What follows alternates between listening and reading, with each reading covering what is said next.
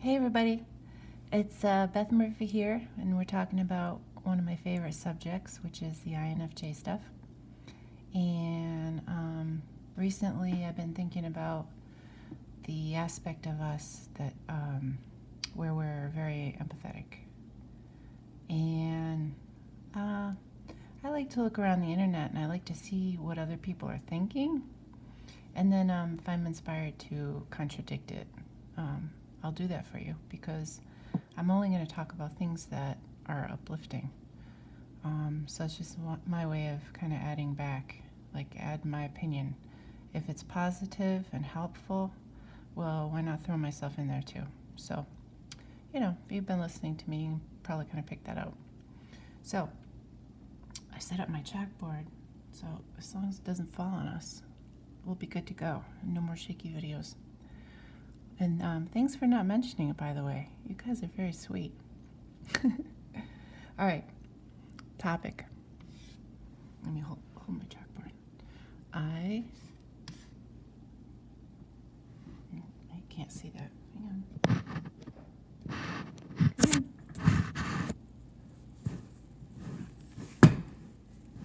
Where can you see? I can't see that either. Dang. Hang on.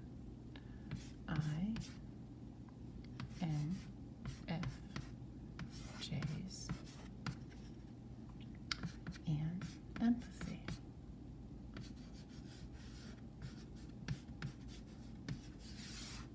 Okay. Now, the article I read, you probably come across this idea before. They said that it's a blessing and a curse. All right? Leave off the curse. Guess what? This is your life, and you have your own mind, and you get to decide what everything means to you. That's the beauty and that's the power of having free will. That's really what that means. You have the power to decide how you feel about things that happen to you. Now, when I was younger, I didn't know that. And in the early 2000s, I was diagnosed, blah, blah. That's what that word means to me now. Diagnosed means blah, blah, blah. Diagnosed with seasonal affective disorder. Severe, quote unquote, severe. So, at the time, I was in my 30s, I guess, I was trying to help myself, as I have my entire life, ever since I was a kid. I was always into self-help. So what that meant for me back then was learning about supplements, learning about vitamin D. I got myself a little sun box. So I had certain UV rays that were supposed to be helping. If you're in that, I'm not going to say anything bad about it, because you can get where you're going as long as you feel something's working for you and it's helpful. And you find that you're interested in something, you want to pursue it, keep following that path, because ultimately it's going to lead you to something better. So I'm not putting any of that down, but ultimately my goal was to not depend on anything. That's what solving that looked like to me. The reason I'm bringing it up is because back then, I remember I was so empathic.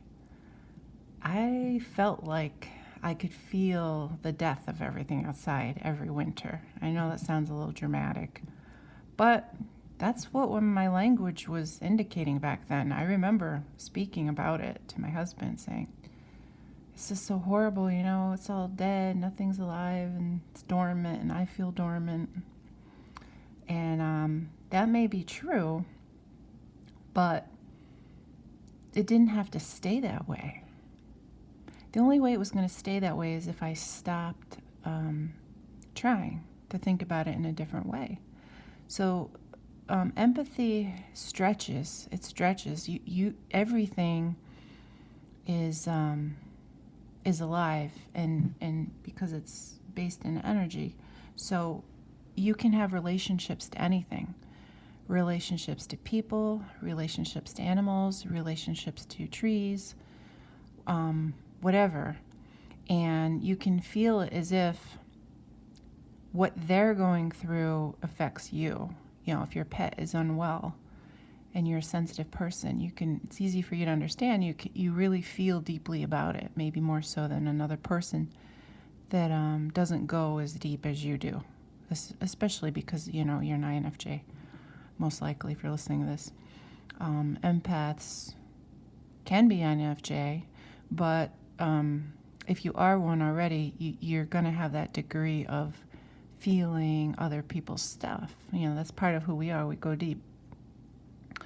So, so that's how deep I went, that I was even feeling the quote-unquote death of everything every year. And that kind of sucked for a good long time.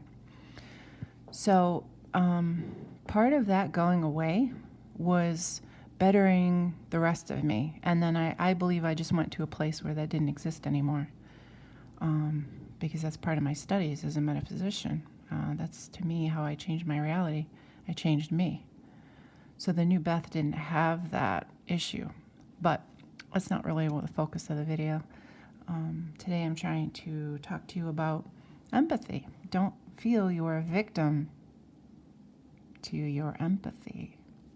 Your empathy is a beautiful thing. You're connecting with other people, and you're strong to want to do that, because some part of you, whether you're aware of it or not, has created this because you want to. That you may have come in incarnated with that plan, or you may have developed along your life as you got stronger. You may be more interested in things past yourself, doing for others. We call that service to others. So empathy is a beautiful thing. And I'm here to remind you that you're in charge of your empathy. Do not feel a victim to your empathy. Know that a strong person would choose that. A loving person would do that. That's how I see myself, and that's how I gained the strength from that. So let me just kind of present to you what that looks like to me in my head. I care about what others are feeling, and I want to assist them. This is part of who I am. This is kind of a trait of INFJs. Maybe you feel this yourself. Might be something you want to talk about in the comments, and then other people will see it, and then they'll say, yeah, I feel that too. But it's my desire to help others that I believe gave me this gift of empathy, because I can tune in and look out their eyeballs, as I like to say, because that's how it feels. I kind of get in them and see from their perspective how it is, what they're talking about, because it allows me to love them more deeply. And I don't just mean my family or friends. I've always felt this camaraderie with everyone. I don't need to know them. Just that we're all in this human experience together. So it allows me to look at it through their eyes, and then I can feel it out and better assist them. I'll know what to say. Because I'll know where they're at. I have to meet them where they're at as an empathic person if I'm going to assist them. So don't feel a victim to your empathy. Don't try to assist anyone unless you're secure in yourself, okay? Because we don't want you to thin out your energy. Because your energy is your consciousness, it's your attention. So if you're worried about others, which INFJs tend to do, you're going to thin the strength out from your connection. So before you hop into other people's perspectives, you definitely want to make sure that you're having a good day. You don't need to own this or like a badge. I'm an INFJ, so I have to help people. You don't have to do that. You can assist them when it feels good to you.